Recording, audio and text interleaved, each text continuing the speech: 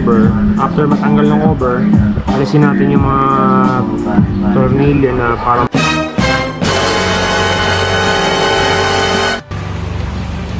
okay mga George, nandito tayo ngayon sa garahe pa din, siyempre.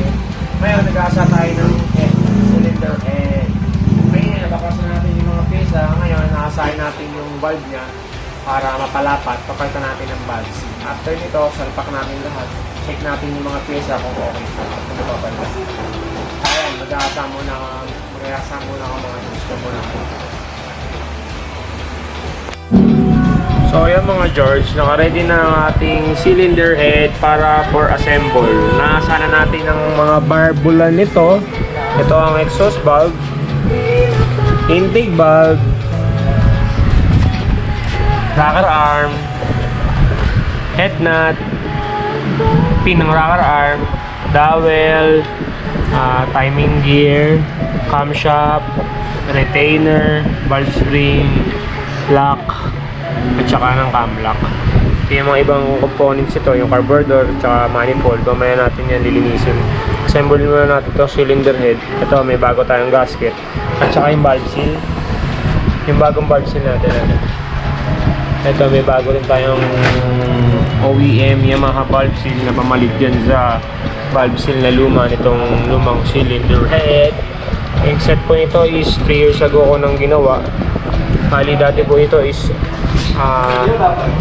59 allstock, kaso nagloko yung carb, kaya ginawa na namin 28mm ang carburetor niya na keihin, original keihin to na Thailand. Kaya na-stock to ng ilang months nakaraan, medyo madami, sakto refresh na lang din. Ayan, ito po ang block po niya is JBT. Ayan, chrome bore po yan. Ayan, flat piston.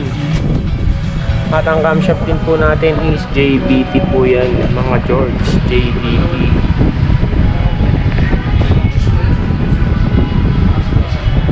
Okay, paano mga George? Babalikan natin mamaya ulit at a-assembling ko tang kong cylinder. Diyan muna kayo. So mga George, ito yung cylinder natin. Nakikita rin natin yung valve seal. Kaya makikita nyo, nakakabit na yung mga retainer tsaka lock valve. So ngayon, mga George, nakakabit na natin ngayon yung mga ibang pyesa sa loob. Tulad ng rocker arm. Kakabit tayo ng rocker arm.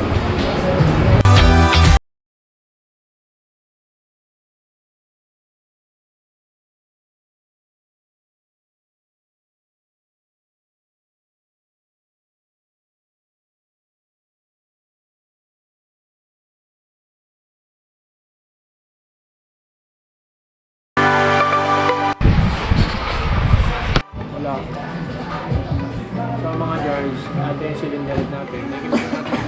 Nakikita rin natin yung valve seal. Kaya makikita nyo, nakakabit na yung mga retainer tsaka lock valve. So ngayon, mga George, nakakabit na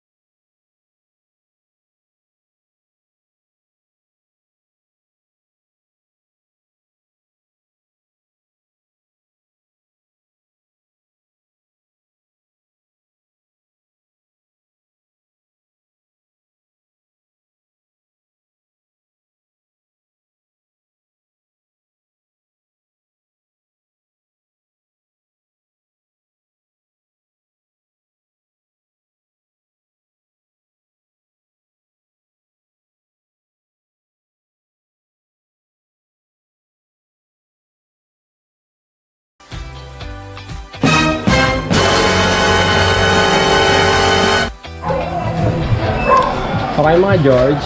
Buo na natin motor. Take to Ngayon, take. papanda.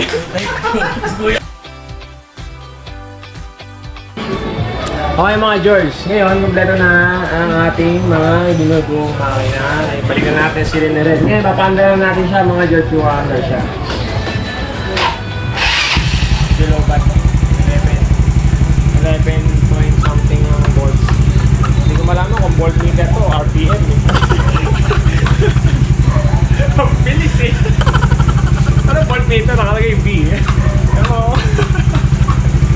Okay mga George, yung update natin yung kakakame, i-road test natin. Kaya babalik ulit ako sa inyo mamaya. So ngayon mga George, buo na yung ating refresh ng Mio Sporty. Ngayon, ang set nito is 59 all stock dati. Stock head, naka J15 na camshaft, naka bar string na JBT, mga 59 chrome bore na JBT, flat piston. Tapos kasi dati stock carb doon, nasira yung carb niya. Ngayon naka 28mm na carb na siya.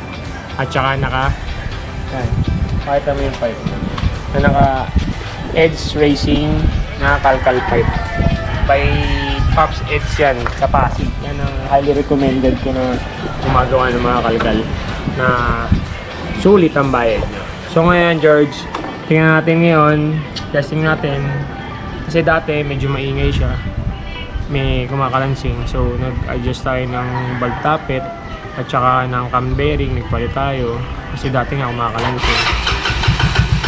Ngayon, compare dati, mas naging smooth naman yung andal at medyo tahimik. So ngayon, road test lang natin yung power niya is nagbago o ganun ba. Ikot ka lang muna dito.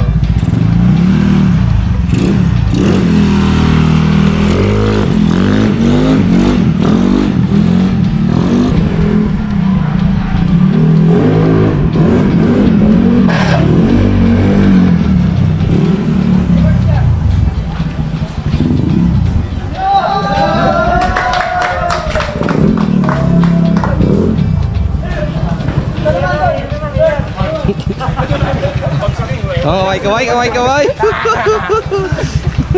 Ting! Shout out sa natin. Sa rider natin. Marami tayong ngayon viewers. Bakit ang mga viewers natin? Dapat ay mga taga-ormok. Bili, isa Bisaya. Dali na! Parang gabang puta. Ano ba? Baka gusto baka akong katanong. Dong. Commercial muna. Kailangan natin ng commercial. Ay, commercial muna. Ano dito? Nagagalit niya sa ako. Hindi lang nakikita, kagano lang ko.